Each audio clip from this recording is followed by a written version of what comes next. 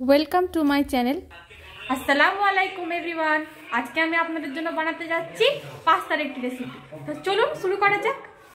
তো এই তো এখানে আমি পেঁয়াজ কাটতে আরম্ভ করে দিয়েছি। সবথেকে প্রথমে আমি সব কাটাকুটি করে নিব। সব সবজিগুলো আমি ধুয়ে ধায়ে রেখে নিয়েছি।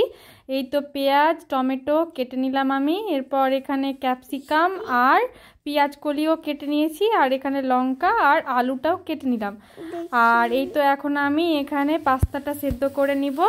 তো সসপ্যানের মধ্যে আমি জল গরম করতে বসিয়ে দিয়েছি। এরপর এখানে আমি দিয়ে দিব লবণ আর একটুখানি তেল দিয়ে দিব। এভাবে সেদ্ধ করলে আমার মনে হয় বেশি ভালো হয় পাস্তাটা। তো এখানে আমি তেল দিয়ে দিলাম, আর এরপরে আমি এর মধ্যে দিয়ে দিব পাস্তাগুলো। তো পাস্তাগুলো আমার এই তো দিয়ে দিচ্ছি এখানে। এবার আস্তে আস্তে এটা সেদ্ধ হবে। তো এই তো আমার ফুটতে লেগেছে। এখানে একটু সময় দিয়ে আমি ভালোভাবে সেদ্ধ করে নেব। খুব বেশি সেদ্ধ করব না, নর্মাল সেদ্ধ আমি করে নিলাম। আমার এখানে বন্ধ করে দিয়েছি গ্যাস। এবার এটাকে আমি ছাকনার মধ্যে ছেঁকে নিয়ে এটাকে আমি হালকা করে ধুয়ে নেব। আমার মনে হয় যে ধুয়ে নিলে এটা ওভারকুক হয় না, খুব সুন্দরভাবেই সেদ্ধ হয়ে থাকে। তো এখানে আমার ধোয়াটা হয়ে গেল। এরপর এখানে আমি কড়াই বসিয়ে দিয়েছি। এখানে দিয়ে দিলাম তেল পরিমাণ মতো, হালকা একটু তেল দিলাম। তো এরপরে আমি এখানে দিয়ে দেব পনির ভাজতে।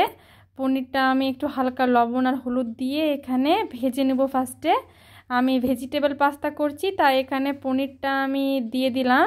এতে করে প্রোটিনটাও বেড়ে যাবে আমার পাস্তা, আর খেতেও খুব সুন্দর লাগবে। তো আস্তে আস্তে পনিরটা আমি লালচে করে ভেজে নিব। তো এই দেখুন আমার পনিরটা মোটামুটি আস্তে আস্তে লালচে হয়ে গিয়েছে। এখানে আমি প্লেটের মধ্যে তুলে নিলাম আমার পনির। এবার এখানে আমি পেঁয়াজ লঙ্কাটা দিয়ে দিলাম।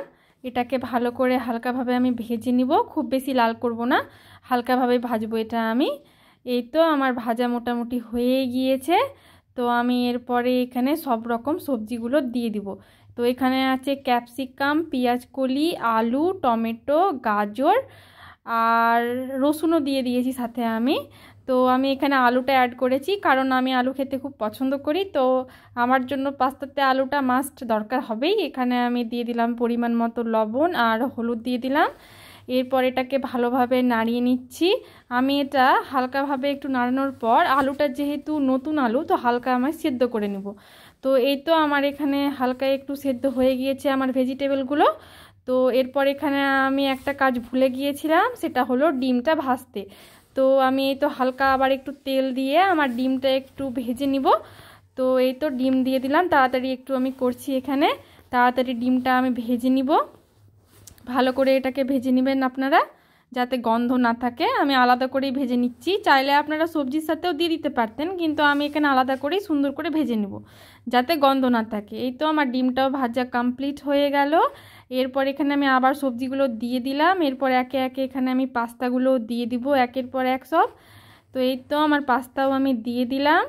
এরপর ভালো করে এটাকে নাড়াতে হবে, ভালো করে মিক্স করে নিতে হবে। এই মিক্স ভেজিটেবল পাস্তাটা খেতে কিন্তু দারুণ স্বাদ। তো আপনারা নিশ্চয়ই ট্রাই করবেন এটা বাড়িতে। তো এখানে এরপর আমি দিয়ে দিলাম আমার পনির আর ডিমটা। এরপরে একে একে এখানে আমি দিয়ে দেব মশলা। তো এখানে আমি মশলা ইউজ করেছিলাম যেগুলো, তার মধ্যে একটা হচ্ছে পাস্তা মশলা। তো এটা আমি দিয়ে দিলাম পরিমাণ মতো পাস্তা মশলা। আপনারাও পাস্তা মশলাটা ইউজ করতে পারেন, আর না চাইলে আপনারা বাড়িরই মশলা ইউজ করতে পারেন।